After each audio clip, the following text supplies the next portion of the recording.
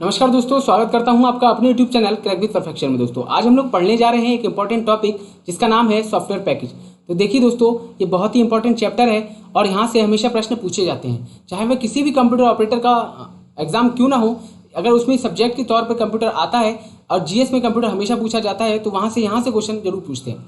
तो देखिएगा, इसी क्रम में हम लोग इसको शुरू कर रहे हैं क्योंकि आप सभी को पता है कि आज हमारी क्लास 3rd है कंप्यूटर की। तो अगर आप प्रॉपर्ली नोट्स बना रहे हैं तो बहुत अच्छी बात है, क्योंकि आपको बाद में रिवीजन करने के लिए वीडियो को देखने की जरूरत नहीं है, बस आपको कॉपी को रिवाइज करना है। अब देखिए, शुरू करते हैं कि आज हम सॉफ्टवेयर पैकेज में क्या क्या चीज़ें पढ़ेंगे। तो सबसे पहले हम सॉफ्टवेयर के बारे में पढ़ेंगे, उसके बाद हम लोग पढ़ेंगे टाइप्स ऑफ सॉफ्टवेयर, उसके बाद ऑपरेटिंग सिस्टम के बारे में पढ़ेंगे और उसके बाद पढ़ेंगे ऑपरेटिंग सिस्टम के टाइप के बारे में।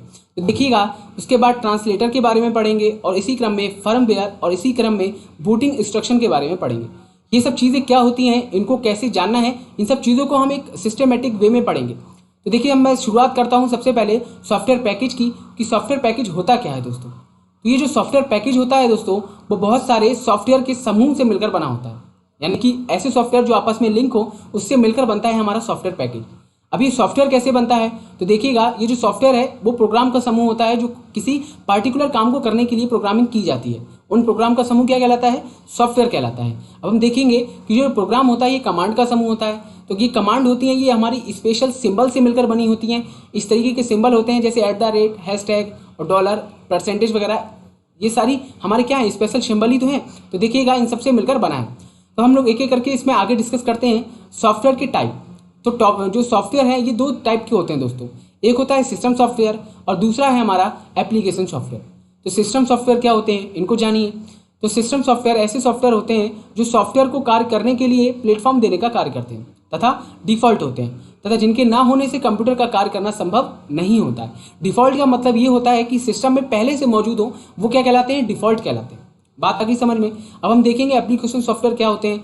तो एप्लीकेशन सॉफ्टवेयर ऐसे सॉफ्टवेयर जो सिस्टम सॉफ्टवेयर की सहायता से कार्य करते हैं तथा जिनके ना होने से कंप्यूटर के कार्य पर कोई प्रभाव नहीं पड़ता है, तो वो क्या कहलाते हैं, एप्लीकेशन सॉफ्टवेयर कहलाते हैं।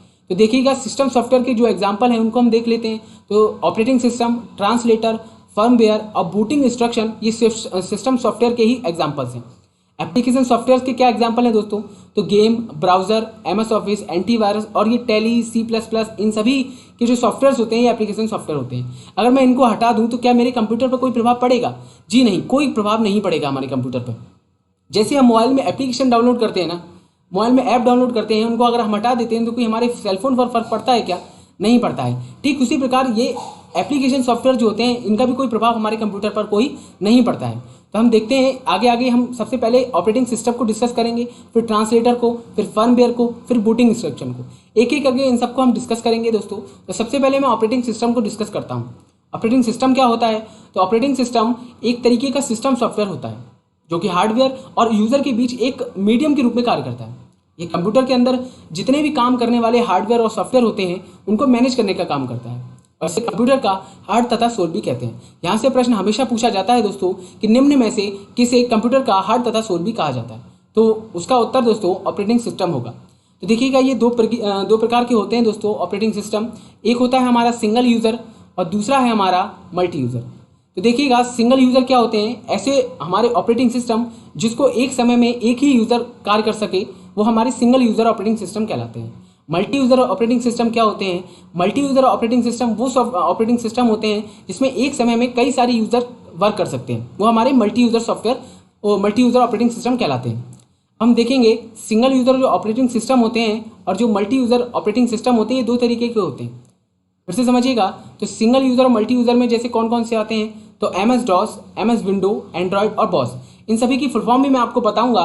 तो देखिएगा, एक एक करके हम इसको डिस्कस करेंगे। और उसके बाद मल्टी यूज़र में भी देखिएगा, इसमें जो ऑपरेटिंग सिस्टम आते हैं वो यूनिक्स हो गया, लिनक्स हो गया, मैकोस हो गया और विंडो NT का मतलब न्यू टेक्नोलॉजी से। देखिए, आगे हम लोग सिंगल यूज़र ऑपरेटिंग सिस्टम के बारे में पढ़ते हैं। तो सबसे पहले मैंने अभी आपको बताया कि MS-DOS के बारे में पढ़ेंगे, यानी कि माइक्रोसॉफ्ट डिस्क ऑपरेटिंग सिस्टम, इसका फुल फॉर्म होता है। देखिए दोस्तों, फुल फॉर्म से क्वेश्चन हमेशा पूछे जाते हैं, तो इसके लिए मैं आपको एक अलग से वीडियो बना दूंगा और कोशिश करूंगा कि ट्रिक से बनाई जाए, जिससे कि आपको याद करने में कोई दिक्कत नहीं हो। तो आपको परेशान होने की कोई ज़रूरत नहीं है। एग्जाम से पहले आपको वीडियो मिल जाएगा, आप प्रॉपर्ली उसको लर्न करिएगा और सारी उसमें फुल फॉर्म्स लिखी होंगी दोस्तों। शॉर्टकट कीज़ पर भी मैं वीडियो बना दूंगा, तो आपको परेशान होने की जरूरत नहीं है। तो देखिएगा एमएस डॉस के बारे में पढ़ते हैं। तो इसे सबसे पहले माइक्रोसॉफ्ट और आईबीएम कंपनी ने मिलकर बनाया था, 1981 में बनाया था और ये पर्सनल कंप्यूटर के लिए बनाया गया था। तो देखिएगा ये CUI बेस्ड ऑपरेटिंग सिस्टम था।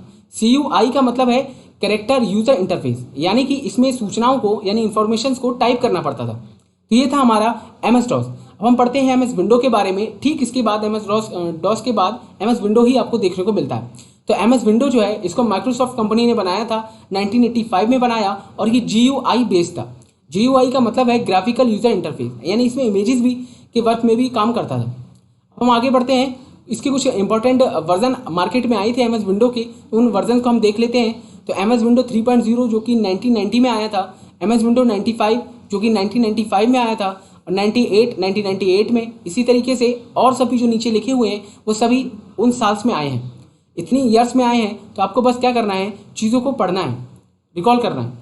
तो हम यहाँ से प्रश्न क्या बनता है, यहाँ से प्रश्न पूछा जाता है कि एमएस विंडो XP निम्न में से कौन सी ईयर में आया था।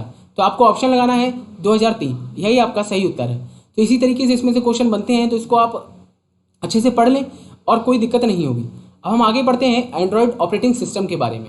देखिए एंड्रॉयड आप सभी को पता है, जो आजकल फ़ोन्स हम यूज़ करते हैं उसमें एंड्रॉयड का ही ऑपरेटिंग सिस्टम होता है। तो इसे दोस्तों गूगल ने बनाया था और ये 2006 से लेकर 2007 के बीच में आया था और ये स्पेशल मोबाइल और टैबलेट के लिए ही बनाया गया था। तो ये था हमारा एंड्रॉयड का ऑपरेटिंग सिस्टम। ये कुछ वर्जन हैं दोस्तों एंड्रॉयड के। तो एंड्रॉयड 1.0, एप्पल पाई, बनाना ब्रेड और कप केक, डोनट, इस तरीके से ये सारे वर्जन दोस्तों एंड्रॉयड के आए थे। अभी प्रेजेंट टाइम में जो हम वर्जन यूज़ कर रहे हैं एंड्रॉयड का, वो एंड्रॉयड 9.0 यूज़ कर रहे हैं दोस्तों। अब हम आगे पढ़ते हैं बॉस के बारे में। ये बॉस क्या होता है दोस्तों, पहले मैं आपको इसकी फुल फॉर्म बताता हूँ। तो इसका फुल फॉर्म है Bharat operating system and solution. ये एक ऑपरेटिंग सिस्टम है दोस्तों और इसे GECI प्लस CDEC कंपनी ने मिलकर बनाया था। अब GECI का फुल फॉर्म क्या है दोस्तों, तो इसका फुल फॉर्म है general electrical corporation of India. और इसके बाद जो CDEC का फुल फॉर्म है वो है centre for development of advance computing. ये इसका फुल फॉर्म है दोस्तों। इन दोनों कंपनी ने इसको मिलकर बनाया था 2013 में और ये ओपन सोर्स था, यानी फ्री ऑफ कॉस्ट था दोस्तों। और ये CUI बेस्ड था, यानी कि कैरेक्टर यूजर इंटरफेस बेस्ड था। बात आगे समझ में। अब हम आगे पढ़ते हैं मल्टी यूज़र ऑपरेटिंग सिस्टम के बारे में। यानी कि मैंने अभी आपको बताया कि जो मल्टी यूज़र ऑपरेटिंग सिस्टम होते हैं, ऐसे ऑपरेटिंग सिस्टम जिस पर एक समय में एक से ज़्यादा यूज़र काम कर सकें, उसको क्या बोलते हैं, मल्टी यूज़र ऑपरेटिंग सिस्टम बोलते हैं। जैसे कि यूनिक्स, ये क्या होता है दोस्तों, इसे किंग थॉमसन ने बनाया था, AT&T बेल लैब में बनाया था जो कि USA में है और 1972 में इसको बनाया गया था। और ये मशीन डिपेंडेंट नहीं था। मशीन डिपेंडेंट का मतलब ये है कि इसमें ऐसा कोई भी चीज़ नहीं थी कि अगर हमने किसी प्रॉपरली सिस्टम में मतलब बनाया है, कोई भी हमने प्रोग्राम बनाया है और अगर हम इसे किसी दूसरे कंप्यूटर में रन करते हैं तो ये रन हो जाएगा। अगर ये मशीन डिपेंडेंट होता तो ये दूसरे कंप्यूटर में, दूसरे सिस्टम में रन नहीं होता। तो ये था इसके ये जो है मशीन डिपेंडेंट नहीं था और इसको स्पेशली C लैंग्वेज के लिए डेवलप किया गया था और ये CUI बेस्ड था। अभी मैंने आपको बताया CUI का फुल फॉर्म क्या होता है, कैरेक्टर यूजर इंटरफेस। अब हम आगे पढ़ते हैं लिनक्स के बारे में। देखिए बहुत ज़्यादा यूज़ करने वाला अभी प्रेजेंट टाइम में ऑपरेटिंग सिस्टम है, इसको ज़्यादातर लोग यूज़ करते हैं। तो इसको लिनस टोरवाल्ड्स ने बनाया था, 1991 में बनाया था और इसका जो मार्केट में जब ये आया था तो इसको Linux the kernel as a toy project के नाम से मार्केट में आया था। कर्नल का मतलब होता है internal part of operating system, यानी कि ऑपरेटिंग सिस्टम का अंतरिम भाग या अंदर वाला भाग। ये ओपन सोर्स था दोस्तों और इसका जो यूज़ है वो सर्वर के लिए ज़्यादा किया जाता था। बात करते हैं, ये CUI बेस्ड था और सबसे ज़्यादा सुरक्षित ऑपरेटिंग सिस्टम इसी को माना जाता है दोस्तों। अब हम आगे पढ़ते हैं मैकओएस के बारे में। इसका फुल फॉर्म है दोस्तों मैकिन्टॉश ऑपरेटिंग सिस्टम। ये एप्पल ने बनाया था और 1981 में बनाया था और ये पहला GUI बेस्ड ऑपरेटिंग सिस्टम था दोस्तों। अब हम पढ़ते हैं विंडो NT के बारे में, यानी विंडो न्यू टेक्नोलॉजी के बारे में। तो देखिएगा इसे माइक्रोसॉफ्ट कंपनी ने बनाया था और ये first multi user based operating system था दोस्तों। अब इसी क्रम में ट्रांसलेटर के बारे में पढ़ेंगे। तो देखिएगा ट्रांसलेटर क्या होते हैं। तो ट्रांसलेटर क्या करते हैं, ये चीज़ों को ट्रांसलेट करते हैं, मतलब एक लैंग्वेज से दूसरी लैंग्वेज में ट्रांसलेट करते हैं, यही तो ट्रांसलेटर होते हैं। तो इसमें क्या होता था, जो हमारी कोई भी लैंग्वेज हुआ करती थी उसको मशीनी लैंग्वेज में कन्वर्ट करने का काम करता था। तो ट्रांसलेटर 3 तरीके के होते हैं दोस्तों, एक तो होता है असेंबलर, फिर होता है कंपाइलर और एक होता है इंटरप्रेटर। तो जो असेंबलर था वो असेंबली लैंग्वेज को ट्रांसलेट करता था किस में, मशीनी लैंग्वेज में कन्वर्ट करता था, यानी 0,1 में कन्वर्ट कर देता था जिससे कंप्यूटर उसको समझ जाता था। कंपाइलर क्या करता है, कंपाइलर हाई लेवल लैंग्वेजेस को ट्रांसलेट करता है मशीनी लैंग्वेज में और इंटरप्रेटर भी हाई लेवल लैंग्वेज को मशीन लैंग्वेज में ट्रांसलेट करता है। बस ये क्या है कि इंटरप्रेटर एक टाइम में सिर्फ एक ही लाइन को कन्वर्ट करता था, एक ही लाइन को ट्रांसलेट करता था, बस यही इसमें कमी थी। अब हम आगे पढ़ते हैं फर्मवेयर के बारे में। फर्मवेयर क्या है दोस्तों? तो एक इन्फॉर्मेशन का ग्रुप होता है जो हार्डवेयर के काम करने को कंट्रोल करता है दोस्तों। इसे माइक्रो प्रोग्राम के नाम से भी जानते हैं। और ये क्या करता है, इसके अंदर जो इन्फॉर्मेशन होती है उसको कहाँ सेव किया जाता है? ये रोम मेमोरी में सेव किया जाता है। रोम का फुल फॉर्म होता है दोस्तों रीड ऑनली मेमोरी। यहाँ से फुल फॉर्म मैं आपको अभी भी कहता हूँ कि फुल फॉर्म यहाँ से बहुत पूछी जाती हैं, तो बस आपको रेगुलर पढ़ना है, बस आपको याद करना है। मैं आपको वीडियो प्रोवाइड करा दूंगा, आपको परेशान होने की कोई ज़रूरत नहीं है। तो हम पढ़ते हैं आगे बूटिंग इंस्ट्रक्शन के बारे में। बूटिंग इंस्ट्रक्शन क्या है? तो देखिएगा हार्डवेयर ठीक से काम कर रहा है नहीं कर रहा है, यानी कि हार्डवेयर के अंदर जो इनपुट डिवाइस और आउटपुट डिवाइस काम कर रही हैं, जो मेमोरी डिवाइस काम कर रही हैं, उनको ये चेक करने का काम करता है कि ठीक से काम कर रहे हैं नहीं कर रहे हैं। एक चीज़ मैं आपको बताना चाहूँगा, आपने सुना होगा बूटिंग प्रोसेस के बारे में। तो यानी कि जब हम कंप्यूटर को ओपन करते हैं और कंप्यूटर पर काम करने के बीच में, यानी कि कंप्यूटर को ओपन करने से कंप्यूटर के काम करने तक जो प्रोसेस चलता है, कंप्यूटर ओपन होने तक जो प्रोसेस चलता है, उसको हम बूटिंग प्रोसेस के नाम से जानते हैं।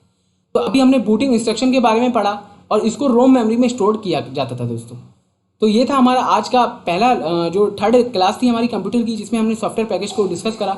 तो आज अगर आपको मेरी वीडियो पसंद आई हो तो मेरे चैनल को सब्सक्राइब करें, लाइक करें और शेयर करें। एक और इम्पॉर्टेंट चीज़ मैं आपको बताने देना चाहता हूं दोस्तों, अगर आप CCC के लिए क्लास नोट्स चाहते हैं विद वीडियो लेक्चर, तो आपको मेरे टेलीग्राम चैनल पर विजिट करना है और वहाँ से आप परचेज कर सकते हैं दोस्तों। तो आपको पूरा वीडियो फॉर्म में मिलेगा, वीडियो लेक्चर भी मिलेगा और आप फिजिकली नोट्स भी आपको मिल जाएंगे। तो आपको क्या करना है, मैं आपको मेल कर दूंगा और आपको क्या करना है, आपको उसको प्रिंट करा लेना है। तो दोस्तों अगर आपको चाहिए हो तो आप मेरे टेलीग्राम चैनल पर विजिट कर सकते हैं। धन्यवाद।